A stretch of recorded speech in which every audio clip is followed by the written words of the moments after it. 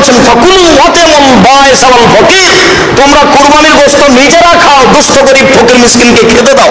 এটা আল্লাহর আদেশ। কুরবানির সাথে আকিকার কোনো সম্পর্ক নেই। আকিকা 7 দিনের দিনই দিতে হবে। 7 দিনের আগে বাচ্চা মারা গেলে আকিকা চলে না, 7 দিনের পরে আকিকা চলে না, এই কথাই ঠিক।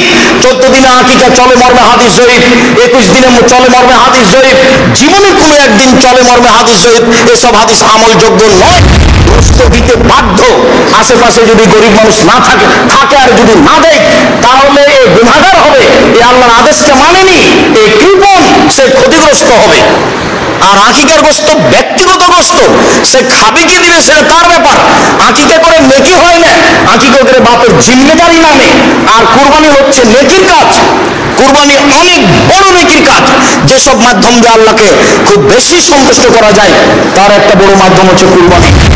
কুরবানির চন্দ্র দেখে তাহলে সে নখ চুল কাটতে পাবে না, এটা আল্লাহ রাসূলের আদেশ।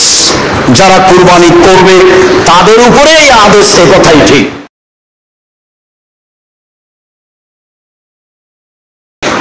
সম্মানিত মসজিদের মুসাল্লি, প্রশংসা আল্লাহর জন্য, শান্তি অবতীর্ণ হোক আল্লাহ রাসূলের উপর সাল্লাল্লাহু আলাইহি ওয়াসাল্লাম। আজ জুমার খুতবায় সংক্ষিপ্ত সময়ে বক্তব্যের বিষয় কুরবানি। কুরবানিকে সামনে রেখে গুরুত্বপূর্ণ সংক্ষিপ্ত তথ্যবহুল বিবরণের চেষ্টা করব ইনশাআল্লাহ আজিজ। কুরবানি শব্দটি কুরব থেকে নির্গত, যার অর্থ হচ্ছে আল্লাহর নৈকট্য সন্তুষ্টি লাভ করা। যেসব মাধ্যম দিয়ে আল্লাহকে খুব বেশি সন্তুষ্ট করা যায়, তার একটি বড় মাধ্যম হলো কুরবানি করা। কুরবানি করে মানুষ আল্লাহকে খুব বেশি বেশি সন্তুষ্ট করতে পারে, যা একাধিক আয়াত ও হাদিস দ্বারা বোঝা যায়। কুরবানি আজ থেকে প্রায় 5,500 বছর পূর্বে ইরাকের ব্যাবিলন শহরের উর নামক গ্রামে ইব্রাহিম আলাইহিস সালাম জন্মগ্রহণ করেন। তিনি যে কুরবানি করেছিলেন সেই কুরবানি আমাদের কুরবানি, যদিও কুরবানি আদম আলাইহিস সালাম থেকেই চালু রয়েছে। আদম আলাইহিস সালামের এক ছেলে এক মেয়ে একসাথে জন্ম নিত। আগের ছেলে পরের মেয়ে, পরের ছেলে আগের মেয়ে, এইভাবে তিনি বিবাহ দিতেন। কাবিলের সাথে জন্ম নিয়েছিল ইকলিমা, আর হাবিলের সাথে জন্ম নিয়েছিল লিওয়াজা। ইকলিমা দেখতে বেশি সুন্দরী ছিল লিওয়াজার চেয়ে। সময় আসলে আদম আলাইহিস সালাম তার নীতি অনুযায়ী বিবাহের প্রস্তাব পেশ করেন। তাতে কাবিল প্রস্তাব প্রত্যাখ্যান করে। কাবিল বলে, আমার সাথে যে মেয়ে জন্ম নিয়েছে আমি তাকে বিবাহ করব। পরিস্থিতি দেখে আদম আলাইহিস সালাম বললেন, তাহলে তোমরা দুইজন আল্লাহর দরবারে কুরবানি পেশ করো, যার কুরবানি কবুল হবে সেই ইকলিমাকে বিবাহ করবে। সেই সময়ের কুরবানি কবুলের পদ্ধতি ছিল আকাশ থেকে আগুন এসে জ্বলে যাবে। যদি আকাশ থেকে আগুন এসে জ্বলে যায় তাহলে বুঝতে হবে কুরবানি কবুল হয়েছে, আর যদি না জ্বলে তাহলে বুঝতে হবে কুরবানি কবুল হয়নি। অবশ্য বিষয়টি এখন থাকলে মানুষ তার সত্য মিথ্যা হালাল হারাম বুঝতে পারত। আল্লাহ তাআলা দয়া করে মানুষকে কুরবানির গোশত খাওয়ার সুযোগ দিয়েছেন। মর্মে হতে মানুষ অবৈধ পয়সা দিয়ে ভুল পদ্ধতিতে কুরবানি করা প্রয়োজন মনে করছে। যেহেতু কাবিল জমি চাষ করতে মর্মে কিছু গম আল্লাহর দরবারে কুরবানি হিসেবে পেশ করলো, হাবিল ছাগল মেষ ভেড়া লালন পালন করতে মর্মে একটি দুম্বা আল্লাহর দরবারে কুরবানি হিসেবে পেশ করলো। আকাশ থেকে আগুন এসে দুম্বা জ্বলে গেল, গমগুলি থেকে গেল। এতে কাবিলের ক্ষোভ বেশি হয়ে গেল। কাবিল মনে করলো হাবিলের কারণে আমি সমাজে অপমান হচ্ছি, তাই ভাবলো যে হাবিলকে হত্যা করতে হবে। মর্মে কাবিল সিদ্ধান্ত নিল। এই কথা আল্লাহ তাআলা সূরা মায়েদায় উল্লেখ করেছেন। আল্লাহ তাআলা বলেন, ইদ কাররাবা কুরবানান ফাতুকুব্বিলা মিন আহাদিহিমা ওয়া লাম ইতাকাব্বাল মিনাল আখার। যখন তাদের দুই ভাইয়ের পক্ষ থেকে কুরবানি পেশ করা হয়েছিল, দুইজনের একজনের কুরবানি কবুল হয়েছিল, অপরজনের কুরবানি কবুল হয়নি।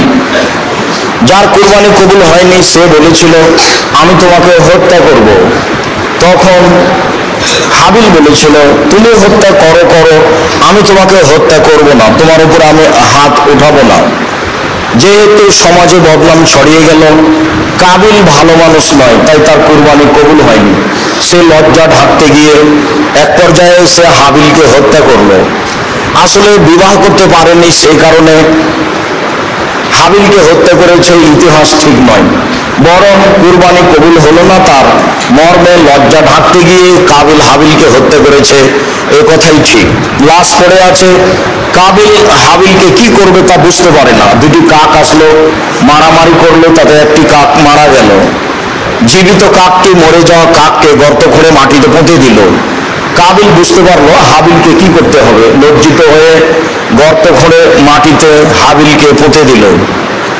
আমাদের নবী মুহাম্মদ সাল্লাল্লাহু আলাইহি সাল্লামের পক্ষ থেকে যে পদ্ধতি চালু হয়েছে, তাতে অমুসলিম মারা গেলে তাকে কাফন, জানাজা, গোসল ছাড়াই মাটিতে পুঁতে দিতে হবে, যা তিনি তার চাচা আবু তালেবের ব্যাপারে করেছিলেন, হাদিস বুখারী মুসলিম।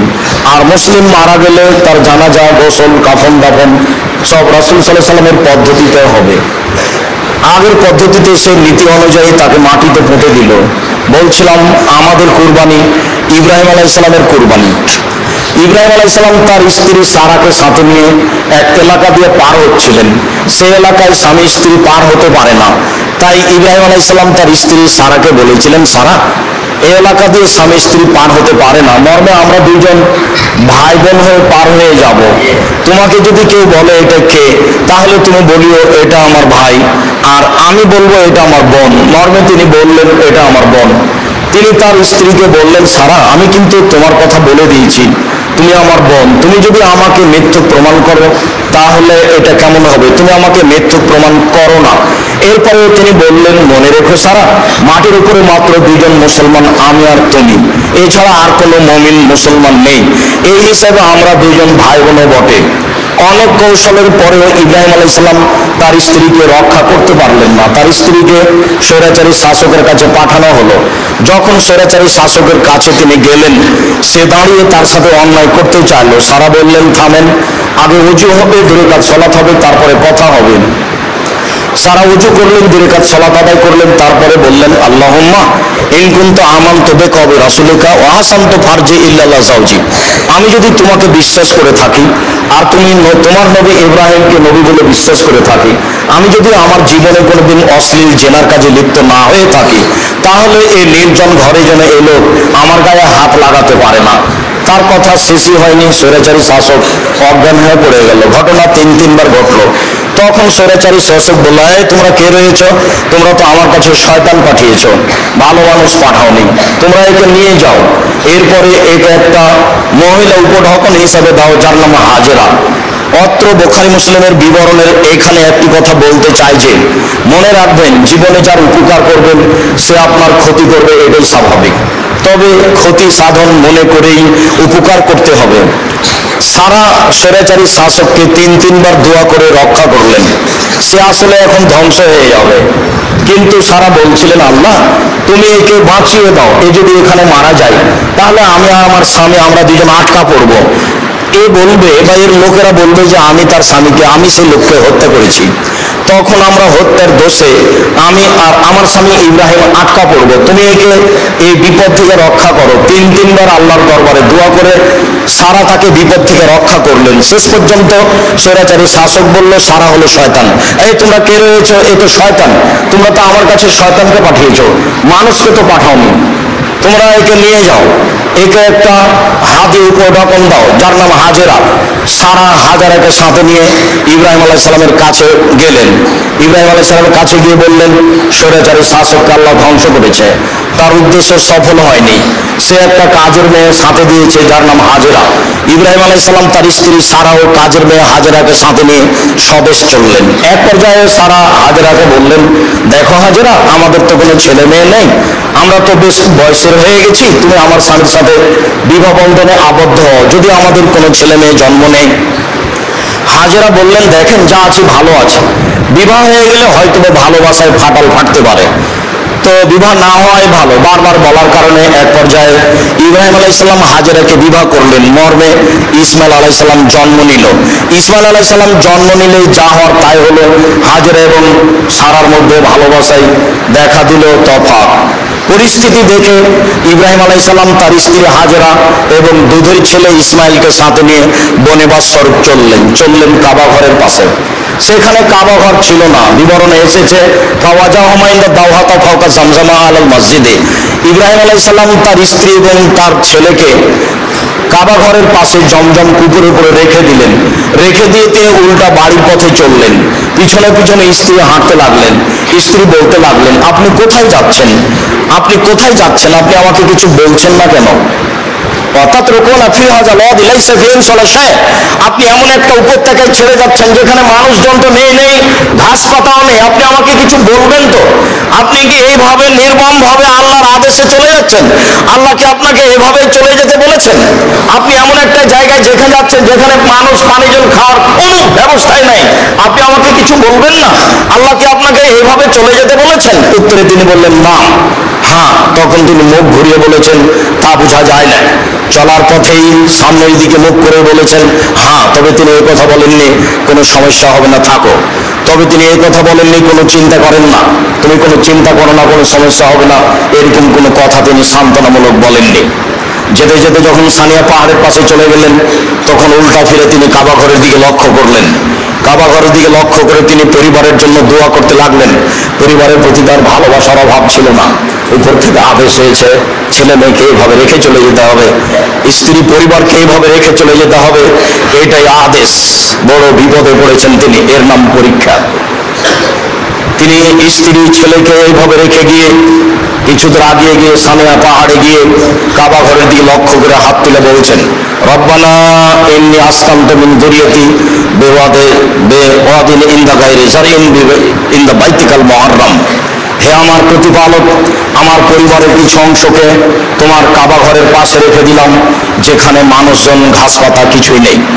একটু আগে স্ত্রী যা বললেন, একটু পরে স্বামী তাই বললেন। তবে তিনি কাবা ঘরের দিকে মুখ করে হাত তুলে আহাল পরিবারের জন্য দোয়া করছিলেন। তিনি বলছিলেন, হে আমার প্রতিপালক, তোমার আদেশেই আমি আমার স্ত্রী এবং আমার দুধের ছেলেকে এই উপত্যকায় যেখানে মানুষজন নেই, ঘাস পাতা নেই, সেখানে রেখে গেলাম। কিভাবে থাকবে তা আমি জানি না, কি খেয়ে থাকবে তা আমার জানা নেই। তুমি আদেশ করেছো, তোমার আদেশ পালনার্থে আমি আমার দুধের সন্তান, আমি আমার স্ত্রীকে রেখে চলে গেলাম। তিনি চলে গেলেন। ফালাম্মা বালাগা মাহু সায়া, যখন বাচ্চা দৌড়াদৌড়ি করতে পারে এরকম পর্যায়ে তিনি স্বপ্নে দেখছেন আমার ছেলেকে কুরবানি করতে হবে। তিনি ফিরে আসলেন, এসে বলছেন, বোনাইয়া ইন্নী আরা ফিল মানামে আন্নী আযবাহুকা ফানজুর মাজা তারা। ও আমার আদরের ছেলে, আমি স্বপ্নে দেখছি তোমাকে কুরবানি করছি, তোমাকে কুরবানি করতে হবে, মাজা তারা, তোমার মতামত কি, তুমি কি বলতে চাও? ছোট ছেলের কাছে ইব্রাহিম আলাইহিস সালাম 90 বছরের বৃদ্ধ মানুষ, চুলদাড়ি পেকে গেছে, পরামর্শ চাচ্ছেন। ছোট বাচ্চা ছেলে দৌড়াদৌড়ি করতে পারে, দেখতে যখন খুব সুন্দর লাগে। এই সময়ে ছেলে উত্তরে বলছে, আবাতি ফাল মা তোমারও সাথে যদি ইনশাআল্লাহ মিনাস সাবিরিন। আব্বা, আপনি যা স্বপ্নে দেখেছেন তা বাস্তবায়ন করুন, আপনি আমাকে ধৈর্যশীল পাবেন। অত্র বিবরণে বোঝা যায় ইব্রাহিম সালাম তার ছেলেকে কুরবানি করার জন্য হাত পা বেঁধেছিলেন, এই কথা মিথ্যা। কুরবানি করার জন্য তিনি চোখে কাপড় দিয়েছিলেন, এই কথা মিথ্যা। তার ছুরিতে লোহা লাগিয়ে দিয়ে ধার বন্ধ করে দেওয়া হয়েছিল, এই কথা মিথ্যা। চোখের সামনে দেখে দেখে ছেলেকে কুরবানি করতে হবে, এটা আদেশ। 90 বছরের বৃদ্ধ মানুষ, চুলদাড়ি পেকে গেছে, মিনা মাঠে ফাঁকা জায়গায়, দুই ধারে প্রায় 20 তলার সমান উঁচু পাহাড়, নিচে সমতল জায়গায়। আসলামা ওয়া তাল্লাহুল জাবিন, বাপ ভাইয়েরা একমত, বাপ ও ছেলেকে কুরবানি করবে, ছেলেও তাতে রাজি। ছেলেকে উপুর করে তিনি সরিয়ে দিলেন। মুখমণ্ডল নিচের দিকে আছে, মাথার পিছন দিক উপরের দিকে আছে। দর্শক বলতে ফেরেশতা আল্লাহ, মানুষজন কেউ নেই। বৃদ্ধ মানুষ তার ছেলেকে উপুর করে সরিয়ে দিয়ে বারবার ছুরি চালাচ্ছেন।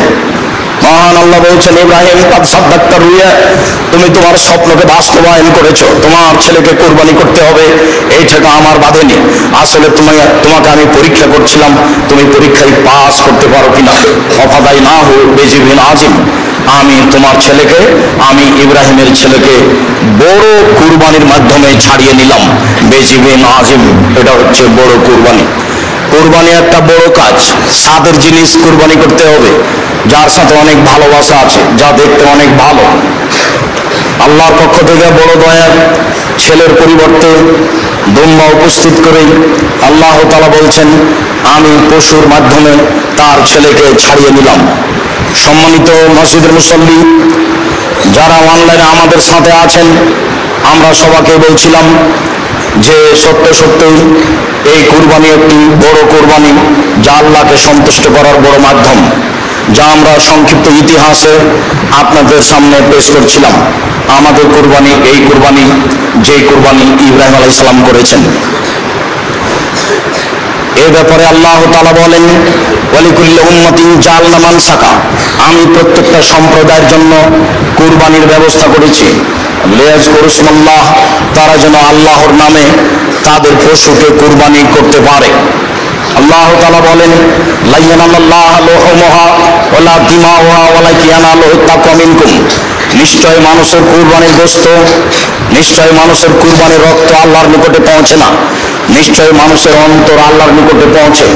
যার অন্তর পরিষ্কার, যার পয়সা বৈধ, তারই কুরবানি কবুল হয় মাত্র, অন্য মানুষের কুরবানি কবুল হয় না। যার এ বিষয়ে অন্তর পরিষ্কার নয়, যে আল্লাহকে সন্তুষ্ট করার জন্য কুরবানি করতে পারে না, স্বার্থের উপরে কুরবানি করে, তার কুরবানি কবুল হয় না, এ কথাই ঠিক।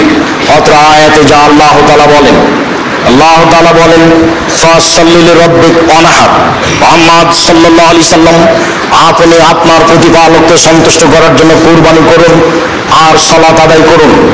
আপনি আপনার প্রতিপালককে সন্তুষ্ট করার জন্য সালাত আদায় করুন, কুরবানি করুন। অবশ্যই কুরবানি আল্লাহকে সন্তুষ্ট করার জন্য একটি বড় মাধ্যম, যা কোরআন এবং হাদিস দ্বারা প্রমাণিত হয়।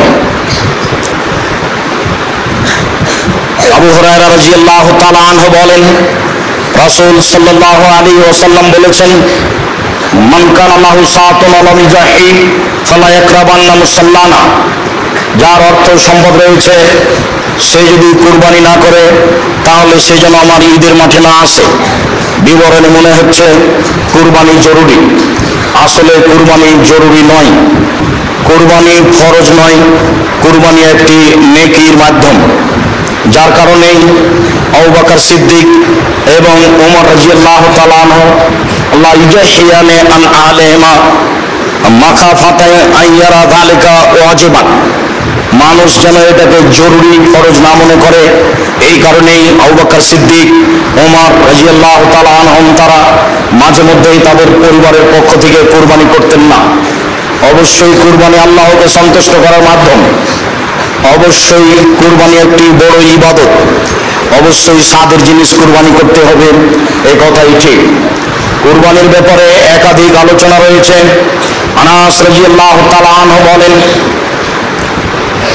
যাহা রাসূলুল্লাহ সাল্লাল্লাহু আলাইহি সাল্লাম কাবশাইনে আমলাহাইনে আকরানাইনে যাবাহুমা বিয়াদিহি ওয়া সাম্মা ওয়া কাব্বারা, রাসূল সাল্লাল্লাহু আলাইহি সাল্লাম দুইটি সাদা কালো শিংওয়ালা ভেড়া কুরবানি করলেন।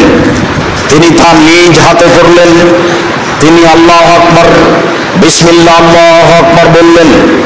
বর্ণনাকারী বলেন, রাআইতুহু ওয়াজান কাদামা আলা সিফাহিমা, আল্লাহর নবীকে আমি দেখলাম, তিনি তার কুরবানির পশুর চোয়ালের উপরে, পাঁজরের উপরে পা রেখে বিসমিল্লাহ আল্লাহু আকবার বলে কুরবানি করলেন। একাধিক সহিহ হাদিসে রয়েছে কুরবানির কথা, একাধিক আয়াতে রয়েছে কুরবানির কথা। অবশ্যই আমরা আল্লাহকে সন্তুষ্ট করার আশায় কুরবানি করব, যাতে করে আমাদের পরকালে সফলতা নেমে আসে। আল্লাহ, তুমি আমাদেরকে তোমাকে সন্তুষ্ট করার জন্য কুরবানি করার তৌফিক সুযোগ করে দাও। আল্লাহুম্মা আমিন। আল্লাহুম্মা সাল্লি আলাইহি আল্লাহুম্মা বারিক আলাইহি।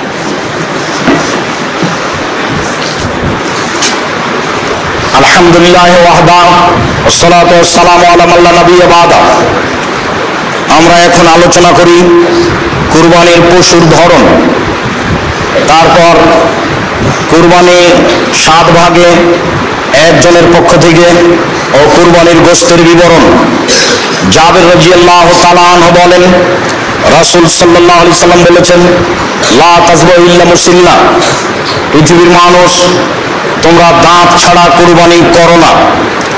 অত্র মুসলিম গ্রন্থের হাদিসে প্রমাণিত হয় যে দাঁত দেখেই কুরবানি করতে হবে।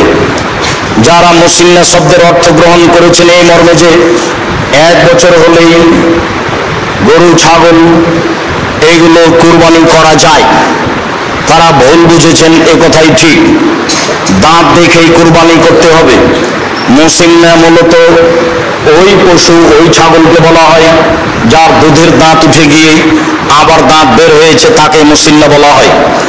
তবে সাধারণত ছাগল দাঁতে 1 বছরে, গরু দাঁতে 2 বছরে, উট দাঁতে 5 বছরে, মানুষ দাঁতে 7 বছরে। বাচ্চার ছেলে মেয়ের 7 বছর হলেই দুধের দাঁত উঠে যায়, নতুন দাঁত আসে, এটা স্বাভাবিক। উট 5 বছর হলেই নতুন দাঁত আসে, দুধেরটা উঠে যায়। গরু 2 বছর হলেই তা ঘটে, আর ছাগল 1 বছর হলেই তা ঘটে। এরপরেও দাঁত দেখেই কুরবানি করতে হবে, এ কথাই ঠিক, আর এটাই হাদিসের অর্থ। এরপরে কুরবানির ধরনে আলী রাদিয়াল্লাহু তাআলা আনহু বলেন, আমারানা রাসূলুল্লাহ সাল্লাল্লাহু আলাইহি সাল্লাম আন নাস্তাসরিফা লাইনা আল-উজনা। আল্লাহর নবী আমাদেরকে পশু ক্রয়ের সময় আদেশ করেছেন যে আমরা পশুর চোখ কান ভালোভাবে দেখে নিব, যাতে করে তার চোখে কোনো ত্রুটি না থাকে, কানে কোনো ত্রুটি না থাকে, পায়ে কোনো ত্রুটি না থাকে। নিখুঁত প্রাণী কিনব, এ আদেশ আমাদেরকে আল্লাহর নবী করেন। বারা ইবনে আযিব রাদিয়াল্লাহু তাআলা আনহু বলেন, সুইলা রাসূলুল্লাহ সাল্লাল্লাহু আলাইহি সাল্লাম মাজা ইত্তাকানি জাহায়া। আল্লাহর নবী কুরবানি কেমন পশু হতে হবে এই জিজ্ঞাসা আল্লাহ রাসূলকে করা হয়েছিল। ফাকালা আশারা বিয়াদিহি আরবান। তিনি হাতের ইশারা করে হাত দিয়ে দেখালেন, কুরবানি কেনার সময় 4টে জিনিস দেখে নিতে হবে। আল আরজাওয়াল বাইয়িনু যালওয়াহা, ওয়াল আওয়ারাল বাইয়িনু আরওয়াহা, ওয়াল মারিজাতাল বাইয়িনু মারাজুহা, ওয়াল আসফালাতি লা তুনকা।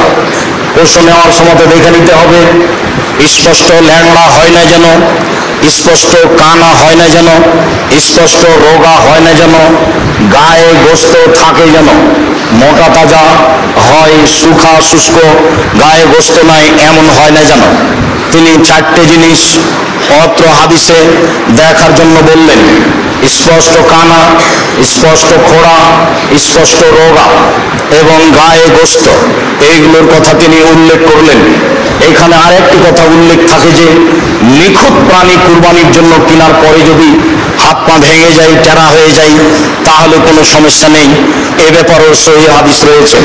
তবে খুঁত অলাই গরু যদি কেনা হয় তাহলে তা আবার ফেরত দিতে হবে, ওটা পরিবর্তন করে নতুন কিনতে হবে। কেনার পরে যদি প্রাণী নিখুঁত হয়ে ক্ষতিপূর্ণ হয়ে যায়, তাতে কোনো দোষ ত্রুটি দেখা যায়, তাহলে তাতে কোনো সমস্যা নেই। তবে নিখুঁত যদি কিনতে না পারেন, ক্ষতিপূর্ণ কিনে থাকেন, তাহলে পশু পরিবর্তন করতে হবে, এই কথাই ঠিক। নিখুঁত প্রাণী কুরবানি করতে হবে, এই কথাই ঠিক। সম্মানিত মসজিদের মুসল্লি, এবার আমরা আলোচনা করি কুরবানি একজনের পক্ষ থেকে না, 7 জনের পক্ষ থেকে। জাবের রাদিয়াল্লাহু তাআলা আনহু বলেন, রাসূল সাল্লাল্লাহু আলাইহি সাল্লাম বলেছেন, আল বাকারাতান সাবাতিন ওয়াল জাজরান সাবাতিন। গরু 7 জনের পক্ষ থেকে, উট 7 জনের পক্ষ থেকে। গরু 7 জনের পক্ষ থেকে কুরবানি করা যায়, উটকেও 7 জনের পক্ষ থেকে কুরবানি করা যায়। ইবনে আব্বাস রাদিয়াল্লাহু তাআলা আনহু বলেন, কুন্না মান নবী সাল্লাল্লাহু আলাইহি সাল্লাম ফি সাফারিন ফাহাজার আল আজহা। আমরা একদা রাসূলের সাথে সফরে ছিলাম, কুরবানির সময় হয়ে গেল। ফাস্তারাকনা ফিল বাইরাতে আশারা ও ফিল বাকারাতে সাবা। আমরা উটে 10 জন অংশগ্রহণ করলাম আর গরুতে 7 জন অংশগ্রহণ করলাম। অত্র 2টি সহিহ হাদিসে বোঝা যায় যে 7 জন একটি গরুতে অংশগ্রহণ করতে পারে, 10 জন একটি উটে অংশগ্রহণ করতে পারে। হাদিসগুলি যদিও সফরের সাথে সম্পৃক্ত, তারপরে আমরা সফরের সাথে বিবরণটি স্পষ্ট করতে চাই না, বরং বলতে চাই মানুষ যেখানে হোক না কেন জন হিসাবে 7 জন একটা গরুতে অংশগ্রহণ করতে পারে, জন হিসাবে 10 জন একটি উটে অংশগ্রহণ করতে পারে, এই কথাই ঠিক। তবে একটি গরুতে 7টি পরিবার অংশগ্রহণ করতে পারে, একটি উটে 10টা পরিবার অংশগ্রহণ করতে পারে, এ কথা ঠিক নয়। আমাদের দীর্ঘ 26 বছরের তদন্তে এরকম কোনো সহিহ হাদিস আমাদের নজরে আসেনি যাতে 7 পরিবার একটি গরুতে অংশগ্রহণ করবে, যাতে 10 পরিবার একটি উটে অংশগ্রহণ করবে। এছাড়াও আহলে হাদিসের একজন বড় পণ্ডিত মানুষ মাওলানা আব্দুল্লাহ আল কাফি আল কুরাইশি তার ফতোয়া মাসাইল বইয়ে আজ থেকে প্রায় 50 থেকে 60 বছর আগে উল্লেখ করেছেন এই মর্মে যে আমি আব্দুল্লাহ আল কাফি আল কুরাইশি একটি গরুতে 7 পরিবার অংশগ্রহণ করবে, একটি উটে 10 জন 10 পরিবার অংশগ্রহণ করবে, এমন হাদিস আমি অবগত হতে পারিনি। অবশ্যই 7 জন আর 7 পরিবার, 10 জন আর 10 পরিবার এক নয়। সম্মানিত মসজিদের মুসল্লি, সম্মানিত দেশবাসী, যারা আমরা অবগত আছি 7টি পরিবারের পক্ষ থেকে একটি গরু কোরবানি করা যায়, অবশ্যই তারা জনকে ধরেই বলছি। আমি অবশ্যই এখানে বলতে চাই, যারা খুব জোর দিয়ে ভাবে বলছে তাদেরকে এত শক্ত পথ থেকে ফিরে আসাই ভালো। বলা যেতে পারে তার পক্ষ থেকে যে একটা গরুতে একটা পরিবারই উত্তম, একটা ছাগলে একটা পরিবারই উত্তম। 7 পরিবারের পক্ষ থেকে দেওয়া যায়, হালকা হওয়া ভালো। কিন্তু বলার গতিটা এমন যে বলে এইভাবে, কে বলছে একটা গরুতে 7 পরিবার অংশগ্রহণ করা যাবে না? তার বলার গতিতে মানুষ যেটা সঠিক সুন্দর সেটা পায় না। বলার ঢং গতি খুব শক্ত, যার কারণে সঠিক যেটা সেটা থেকে মানুষ দূরে থেকে যাচ্ছে। সম্মানিত মসজিদের মুসল্লি, যারা অনলাইনে দেশের বিদেশের বিভিন্ন স্থান থেকে আমাদের সাথে অংশগ্রহণ করেছেন, করবেন বলে আমরা আশাবাদী, তাদেরকে আমরা বলতে চাই, একটি পরিবারের পক্ষ থেকে একটি প্রাণী কুরবানি করতে হবে মর্মে একাধিক হাদিস রয়েছে। কয়েকটি বুখারী মুসলিম থেকে পেশ করি, পরে আরো পেশ করবো ইনশাআল্লাহ।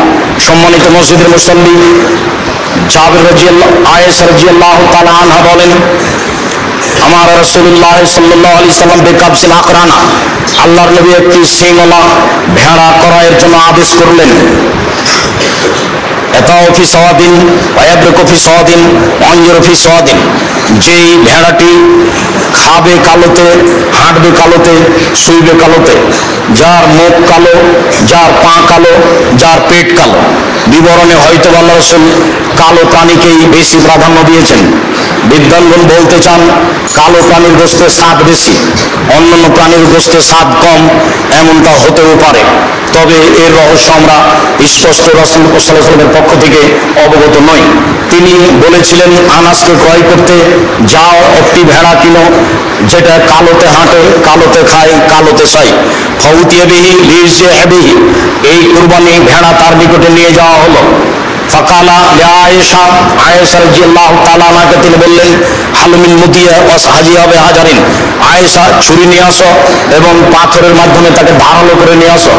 ছুরি ধারালো কাজটি আমাদের দেশে পুরুষ মানুষে করে। আল্লাহর নবী আয়েশাকে বলছেন, আয়েশা ছুরি ধারালো করে নিয়ে আসো। ফাফালাত, আয়েশা তাই করলেন। স্ত্রীর নাম ধরে ডাকতে হয়, এ কথাই ঠিক। অত্র হাদিসে যা প্রমাণ হয়, একটু আগে বুখারী মুসলিমের হাদিসে যা ইব্রাহিম আলাইহিস সালামের ব্যাপারে প্রমাণ হয়েছে, স্ত্রীও স্বামীর নাম ধরে বলতে পারে। তাই তার স্ত্রী বলেছিলেন, আয়না তাজাব ইব্রাহিম, ইব্রাহিম আপনি কোথায় যাচ্ছেন আর আমাদেরকে উপত্যকায় ছেড়ে যাচ্ছেন যেখানে মানুষজন নেই, ঘাস পাতা পশু প্রাণী নেই। আয়েশা রাদিয়াল্লাহু তাআলা আনহা বলেন, ফাখাজা ওয়াখাজাল কাবসা, তিনি ছুরি হাতে নিলেন এবং ভেড়াটা হাতে নিলেন। ফাজাহু, তারপরে তিনি তাকে ফেলে দিলেন। ফেলে দিয়ে চোয়ালের উপরে পা চাপিয়ে তিনি বলছেন, আল্লাহুম্মা তাকাব্বাল মিন মুহাম্মদ ওয়া আলে মুহাম্মদ, আল্লাহ তুমি এই ভেড়া কবুল করো মুহাম্মাদের পক্ষ থেকে, তার পরিবারের পক্ষ থেকে। বিসমিল্লাহ আল্লাহু আকবার, বিসমিল্লাহ আল্লাহু আকবার বলে এই দোয়া করে তিনি পশু কুরবানি করলেন। একটি ভেড়া কুরবানি করলেন তার পক্ষ থেকে, তার পরিবারের পক্ষ থেকে। হাদিস বুখারী মুসলিম। সম্মানিত মসজিদের মুসল্লি, আয়েশা রাদিয়াল্লাহু তাআলা আনহা বলেন, কানান নবী সাল্লাল্লাহু আলাইহি সাল্লাম এজা আরাদা ইজাহিয়া, যখনই আল্লাহর নবী কুরবানির ইচ্ছা পোষণ করতেন তখনই ইস্তারাবে কাবসাইনে, দুইটি ভেড়া নিতেন। আজিমাইনে বড়, সামিনাইনে মোটা তাজা, আকরানাইনে শিংওয়ালা, আমলাহাইনে সাদা কালো, মজুয়াইনে অন্ডকোষ বের করা। পাঁঠা কুরবানি না দেওয়াই ভালো। যেগুলোতে অন্ডকোষ বের করা আছে, যাকে আমরা খাসি বলি, সেটাই কুরবানি করা উত্তম। যারা বলেছে খাসি নিখুঁত পাঁঠাই দিতে হবে, তারা শরীয়ত ভুল বুঝেছে, আর না হলে না জানার কারণে বলেছে।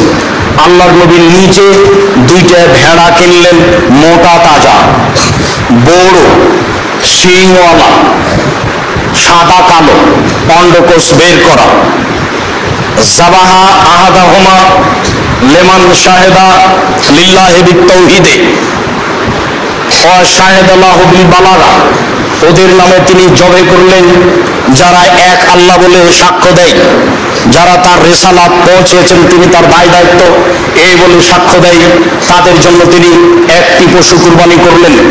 ওয়া জাবাহাল আখারা আন মুহাম্মাদিন ওয়া আলে মুহাম্মাদিন, মুহাম্মদ সাল্লাল্লাহু আলাইহি সাল্লাম তার পক্ষ থেকে এবং তার পরিবারের পক্ষ থেকে আরেকটি পশু ভেড়া কুরবানি করলেন। অত্র সহিহ হাদিস প্রমাণ করে যে একটি পরিবারের পক্ষ থেকে একটি প্রাণী কুরবানি করতে হবে। 2, 3 আয়েশা রাদিয়াল্লাহু তাআলা আনহা বলেন, নাহা রাসূলুল্লাহ সাল্লাল্লাহু আলাইহি ওয়াসাল্লাম ফি হাজ্জাতিল বিদায়ে আন আজওয়াজিহি বাদনাতান ওয়াহিদা, রাসূল সাল্লাল্লাহু আলাইহি সাল্লাম তার পরিবারের পক্ষ থেকে বিদায় হজে একটি গরু কুরবানি করেছিলেন। অত্র সহিহ হাদিস প্রমাণ করে রাসূল সাল্লাল্লাহু আলাইহি সাল্লাম পরিবারের পক্ষ থেকে একটি প্রাণী কুরবানি করেছিলেন।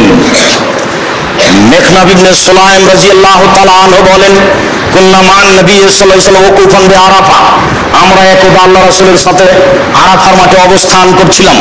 সমেত ইয়াকুল, আমি রাসূল সাল্লাল্লাহু আলাইহি ওয়াসাল্লামকে বলতে শুনলাম, তিনি বললেন, ইয়া আইয়ুহান নাস ইন্না আলা কুল্লি আহলি বাইতিন ফি কুল্লি আমিন উযিয়া, মনে রেখো প্রত্যেকটা পরিবারের পক্ষ থেকে প্রতি বছর একটি প্রাণী কুরবানি করতে হবে। মনে রেখো প্রত্যেকটা পরিবারের পক্ষ থেকে অন্তত একটি প্রাণী কুরবানি করতে হবে। মনে রেখো প্রত্যেকটা পরিবারের পক্ষ থেকে অন্তত একটি প্রাণী কুরবানি করতে হবে। রাসূল সাল্লাল্লাহু আলাইহি ওয়াসাল্লাম যদিও বিদায় হজে 100টি কুরবানি করেছিলেন, মানুষ একাধিক কুরবানি করুক, যেহেতু নেকির কাজ, কুরবানি একাধিক করুক, 2, 4টা, 10টা, 5টা, 50টা করুক, নিজের নামে করুক আর নেকির জন্য করুক, ছেলে মেয়ের নামে করুক, সেটা ভিন্ন কথা। মরা মানুষের নামে কুরবানি চলে না, জীবিত মানুষের নামে কুরবানি চলে। যারা বলেছেন মরা মানুষের নামে কুরবানি করলে সেই গোশত ফকির মিসকিনকে নিয়ে দিয়ে দিতে হবে, এটা মন্তব্য মাত্র। কুরবানির পশু মরা মানুষের পক্ষ থেকে জবে করতে হবে মর্মে যে হাদিস এসেছে সে হাদিস অগ্রহণীয়। কাজে যারা মারা গেছে তাদের নামে রয়েছে দান, তাদের নামে রয়েছে মুখের দোয়া, তাদের নামে কুরবানি নয়। তাদের নামে হজ করতে পারে, যা স্পষ্ট শরীয়ত দ্বারা প্রমাণিত হয়। রাসূল সাল্লাল্লাহু আলাইহি সাল্লাম একাধিক কুরবানি করেছেন মর্মে মানুষ একাধিক কুরবানি করতে পারে, তবে পরিবারের পক্ষ থেকে অন্তত একটি পশু কুরবানি করতে হবে, যা অত্র সহিহ হাদিসে প্রমাণিত হয়। আতা ইবনে ইয়াসার রাদিয়াল্লাহু তাআলা আনহু বলেন, সাআলতু আবু আইয়ুব আল আনসারী, আমি আইয়ুব আনসারীকে জিজ্ঞাসা করলাম, কাইফা বিকুমুল আযাহা ফিকুম আলা আহাদি রাসূলিল্লাহ সাল্লাল্লাহু আলাইহি সাল্লাম, আপনাদের রাসূলের যুগে কুরবানি কেমন ছিল? আপনাদের মাঝে রাসূলের যুগে কুরবানি কেমন ছিল? তখন আবু আইয়ুব আনসারী রাদিয়াল্লাহু তাআলা আনহু বলেন, কানা রাজুলু ইজাহি বিসা আনওয়ানা আলী বাইতিহি, রাসূলের যুগে আমরা ব্যক্তিরা তার পক্ষ থেকে, তার পরিবারের পক্ষ থেকে একটি ছাগল কুরবানি করতেন। এখনো নয় এমনা, তারা নিজেরা খেতেন এবং খাওয়াতেন। একাধিক সহিহ হাদিস দ্বারা প্রমাণিত হয় যে মানুষকে তার পক্ষ থেকে এবং তার পরিবারের পক্ষ থেকে অন্তত একটি প্রাণী কুরবানি করতে হবে।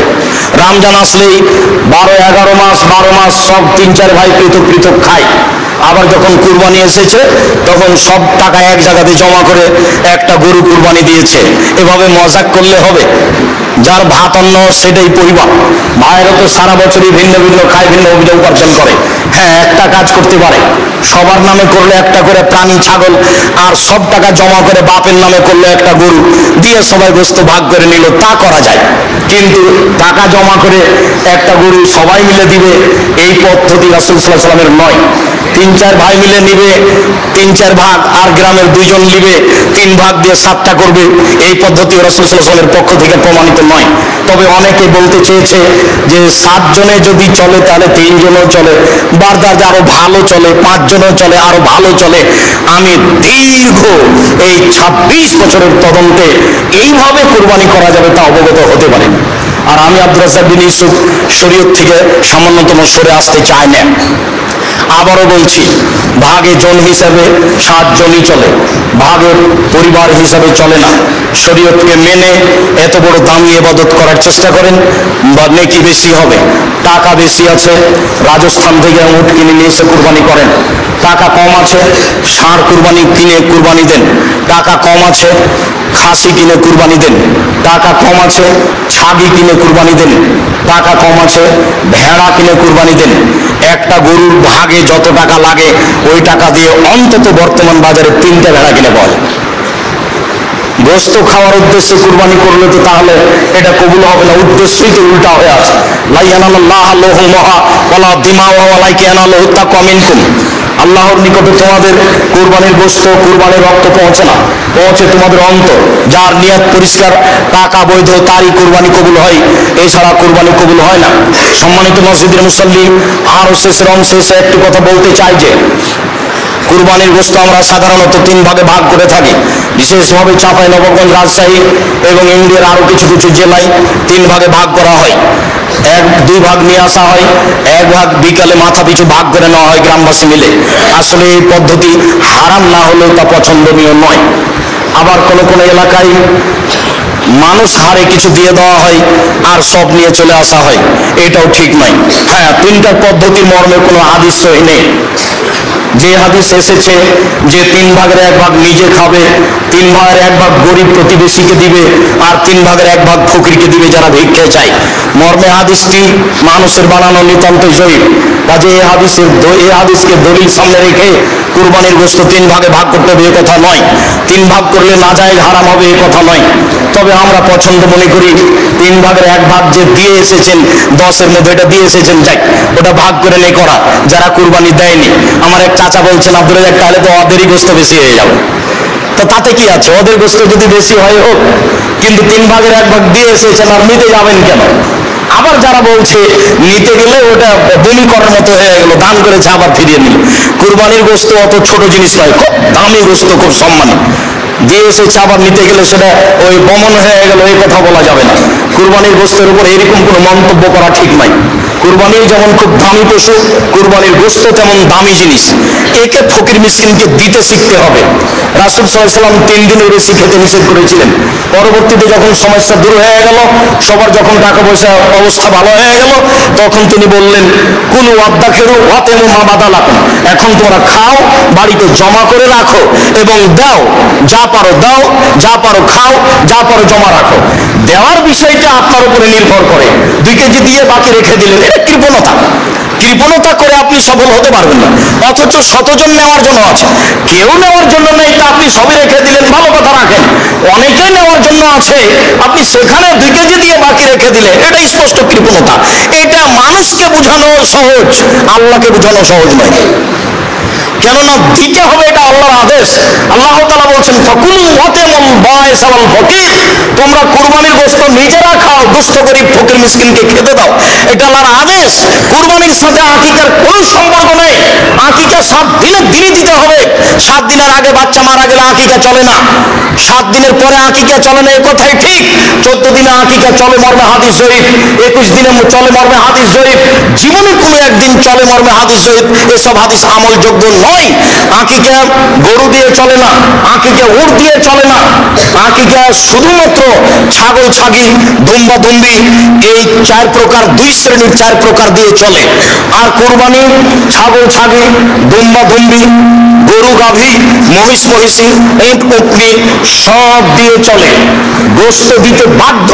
আশেপাশে যদি গরিব মানুষ না থাকে, আর যদি না দেয়, তাহলে এ গুনাহগার হবে, এ আল্লাহর আদেশকে মানেনি, এ কৃপণ, সে ক্ষতিগ্রস্ত হবে। আর আকিকার গোশত ব্যক্তিগত গোশত, সে খাবে কি দিবে সেটা তার ব্যাপার। আকিকা করে নেকি হয় না, আকিকা করে বাপের জিম্মেদারি নামে। আর কুরবানি হচ্ছে নেকির কাজ। কুরবানি অনেক বড় নেকির যেসব মাধ্যম দিয়ে আল্লাহকে খুব বেশি সন্তুষ্ট করা যায় তার একটা বড় মাধ্যম হচ্ছে কুরবানি। সম্ভবপর মানুষ কুরবানি করার চেষ্টা করবে আল্লাহকে সন্তুষ্ট করার জন্য, এই কথাই ঠিক। আলোচনার শেষে এসে আরেকটি কথা, উম্মে সালমা রাদিয়াল্লাহু তাআলা আনহা বলেন, রাসূল সাল্লাল্লাহু আলাইহি সাল্লাম বলেছেন, মান রা হিলাল যুল হিজ্জা ওয়া আরাদা ইউজাহিয়া ফালা ইয়াখুজ মিন শাহরিহি ওয়ালা মিন আসফারিহি। কেউ যদি কুরবানির চন্দ্র দেখে তাহলে সে নখ চুল কাটতে পাবে না, এটা আল্লাহ রাসূলের আদেশ।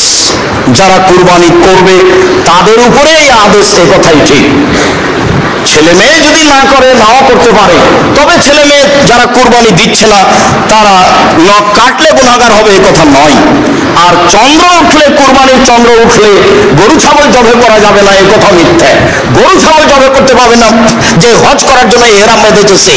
স্বাভাবিক মানুষ যেদিন হজের আলোচনা, আপনার যুলহিজ্জার আলোচনা আসবে, সেদিন আমরা আপনাদের সামনে বিস্তারিত বলবো আজকের আলোচনার পুনরাবৃত্তি। সম্মানিত মসজিদের মুসল্লি, আমাদের যে কুরবানি, এই কুরবানি ইব্রাহিম আলাইহিস সালামের কুরবানি। ইব্রাহিম আলাইহিস সালাম থেকে যে কুরবানি চালু হয়েছে সেটাই আমাদের কুরবানি। যদিও কুরবানির কথা আদম আলাইহিস সালাম থেকেই চালু হয়েছে। আদম আলাইহিস সালামই তার দুই ছেলেকে কুরবানি করার জন্য আদেশ করেছিলেন, যা কোরআন মাজিদ দ্বারা প্রমাণিত হয়। ইতিহাস আমরা সংক্ষিপ্তভাবে উল্লেখ করেছি। এরপরে বলতে চাচ্ছি, সম্মানিত মসজিদের মুসল্লি, দাঁত দেখে, লেজ ভালো দেখে, কান দেখে, চক্ষু দেখে কুরবানি কিনতে হবে, এটা আল্লাহ রাসূলের আদেশ। আল্লাহকে সন্তুষ্ট করার জন্য পশু কিনতে হবে কুরবানির, এ কথাই ঠিক। এরপরে 7 জনে নয়, বরং 7 পরিবারের পক্ষ থেকে একটি পশু কুরবানি করতে হবে, এ কথা নয়, বরং একটি পশু একটি পরিবারের পক্ষ থেকে কুরবানি করতে হবে, এ কথাই ঠিক। অন্তত একটি পরিবারের পক্ষ থেকে একটি পশু কুরবানি করতে হবে, এ কথাই ঠিক। 7 জন আর 7 পরিবার এক নয়, বিষয়টি বিবেচনা করার জন্য বারবার অনুরোধ জানাচ্ছি। একটি পশুতে 7 জন অংশগ্রহণ করতে পারবে না, এ কথা আমরা কোনোদিনই বলিনি। একটি গরুতে 7 জন অংশগ্রহণ করতে পারে, একটি উটে 10 জন অংশগ্রহণ করতে পারে, তবে 10 পরিবার অংশগ্রহণ করবে এমন হাদিস আমাদের অবগতিতে আসেনি। যারা খুব জোরালো দাবি জানিয়ে বই পুস্তক লিখেছে, তাদের বইগুলি, তাদের কলমগুলি একাধিক দিন আমরা পড়ে দেখেছি, তাতে আমাদের কাছে স্পষ্ট হয়নি, বরং জোর করে চেষ্টা করা হচ্ছে, এটা আমরা বুঝেছি। সরাসরি যেটা প্রমাণ হচ্ছে সেটাই করলে ভালো হবে। একাধিক হাদিস রয়েছে, ব্যক্তি ও তার পরিবারের পক্ষ থেকে অন্তত একটি পশু কুরবানি করতে হবে। সম্মানিত মসজিদের মুসল্লি, কুরবানির গোশত 3 ভাগ করতে হবে, এ কথা নয়। 3 ভাগ করলে গুনাহ হবে, এ কথা নয়। তবে 3 ভাগ করে 1 ভাগ দিয়ে এসেছে, এটা না নেওয়াই ভালো। যারা কুরবানি করেনি, দিতে পারেনি, দেয়নি, তারাই ভাগ করে নেয়, এ কথা ঠিক। কুরবানির গোশত আত্মীয় স্বজনকে দিতে হবে না, এটা নয়। দিতেই হবে, এ কথা নয়। কুরবানির গোশতে আত্মীয় স্বজন রক্ষা করতে হবে, এ কথা নয়। এই যে আম হচ্ছে, এখন চাঁপাইনবাবগঞ্জের মানুষ, রাজশাহীর মানুষ আত্মীয় স্বজনের বাড়ি আম পাঠিয়ে আত্মীয়তা রক্ষা করবে। কুরবানির গোশত আত্মীয়ের কাছে পাঠাতে হবে জরুরি, এমনটা নয়। পাঠানো যাবে না, এ কথা নয়, এটা স্বাভাবিক গতিতে রাখতে হবে। মর্মে মসজিদের সকল মুসল্লিকে এবং যার সাথে সাথে অনলাইনে যারা আমাদের সাথে রয়েছেন তাদেরকে সময়ের গতিতে আমাদের খুতবা যারা দেখবেন, শুনবেন, জানবেন, তাদেরকে অনুরোধ জানাচ্ছি, একমাত্র আল্লাহকে সন্তুষ্ট করার আশায় সহিহ হাদিসকে সামনে রেখে কুরবানি করুন। আল্লাহ আপনাদের তৌফিক দান করুন, আল্লাহুম্মা আমিন। আল্লাহ, তুমি আমাদের এই কুরবানি তোমার রাসূলের পদ্ধতিতে করার তৌফিক দান করো। আল্লাহ, তুমি আমাদের জামিয়া সালাফে কবুল করো। জামিয়া সালাফের ব্যাপারে যারা শত্রুতা করে, তুমি তাদেরকে দমন করো, তুমি তাদেরকে হেদায়েত দান করো। আমাদের যে সমস্যা রয়েছে সেই সমস্যাগুলি তুমি দূর করে দাও। সকল মুসলিম ভাই বোনের জামিয়া সালাফের প্রতি ভালোবাসা দাও, তারা যেন ভালোবাসার সাথে জামিয়া সালাফের সার্বিক কাজে দানের হাত, সহায়তার হাত প্রশস্ত করতে পারে, এটা তুমি কবুল করো। আমরা খাপসার সাধারণ মানুষ, আমরা তোমার দরবারে জোরালো দাবি জানাচ্ছি, তুমি জামিয়া সালাফের সার্বিক সমস্যা দূর করে যারা জামিয়া সালাফিকে ভালোবাসে, যারা জামিয়া সালাফে কিছু দান খেরাত করে, তুমি তাদের অর্থ সম্পদে বরকত দান করো, তুমি তাদের অর্থ সম্পদের নিরাপত্তা দান করো। যাদের আত্মীয় স্বজন তাদের মারা গেছে, তুমি তাদের কবরের শাস্তি মাফ করো।